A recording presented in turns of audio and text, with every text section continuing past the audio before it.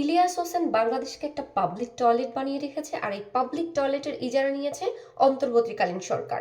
ইলিয়াসের মতো একটা স্টুপিড, একটা স্কাউন্ডাল, একটা ইডিয়েট, যার কোনো ব্যাকগ্রাউন্ড নাই, যার কোনো শিষ্টাচার নাই, যার কোনো কিচ্ছু নাই, সে শুধুমাত্র ডলার ইনকামের জন্য এবং বিদেশিদের কাছ থেকে ডলার পাওয়ার জন্য, এবং সে অ্যাজালাইম নিচ্ছে, সে অ্যাজালাইম এখনো গ্রান্টেডই হয় নাই, এমন একটা ইডিয়েট লোক in front of the camera এসে তার মিসেসের স্যান্ডেল নিয়ে বলে যে যে 16 ডিসেম্বরকে বিজয় দিবস বলবে, তাকে স্যান্ডেল দিয়ে পিটানো হবে। এই ধরনের ইডিয়েটের উক্তি বিবৃতি অনলাইনে প্রকাশ পায় কি করে? আর অন্তর্বর্তী সরকার করেটা কি? আপনারা কি পারেন না যে এই ইডিয়েটের বক্তব্যগুলো প্রকাশ না করতে? যারা হচ্ছে লেখাপড়া জেনে অশিক্ষিতর মতো ইলিয়াসকে ফলো করেন এবং ইলিয়াসের কথা শুনে বাহবা দেন, তারা তো হচ্ছেন লেখাপড়া জানা একটা অসভ্য, মানে অপসংস্কৃতিতে ভুগছেন। আর যারা লেখাপড়া করেন নাই, তারা তো, তাদের কথা আমি নাই বলি।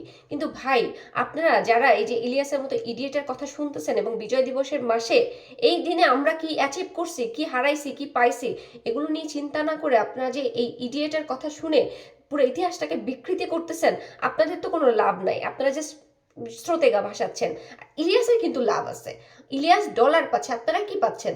আপনারা সন্তানদেরকে কি উপহার দিবেন? সংস্কৃতি, ইতিহাস, এগুলো যদি আপনারা নাই বোঝেন, নাই জানতে চান, নাই কিছু ভাবেন, তাহলে বাংলাদেশকে কিভাবে রক্ষা করবেন? বাংলাদেশের সার্বভৌমত্ব কিভাবে রক্ষা করবেন?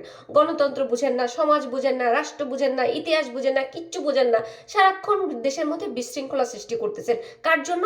এই ধরনের ইডিয়েট শ্রেণীর কিছু পিপলদের জন্য, জামাত ইসলামের জন্য, যারা হচ্ছে ধর্ম বিক্রি করে রাজনীতি করে, এই ইলিয়াসের জন্য, যারা হচ্ছে এইসব অবান্তর কথা বলে কিছু ডলার কামায়, এইসব অবান্তর কথা বলে পাকিস্তান থেকে, বিদেশ থেকে তারা ডলার পাচ্ছে। আপনারা কি পাচ্ছেন? আপনারা কিছু পাচ্ছেন না, আপনাদেরকে ব্যবহার করতে চাই। সুতরাং এই ইডিয়েটদের কাছ থেকে দূরে থাকেন প্লিজ, আদারওয়াইজ দেশটা ডিস্ট্রয় হয়ে যাবে। আপনারা বুঝতে পারতেছেন না বাংলা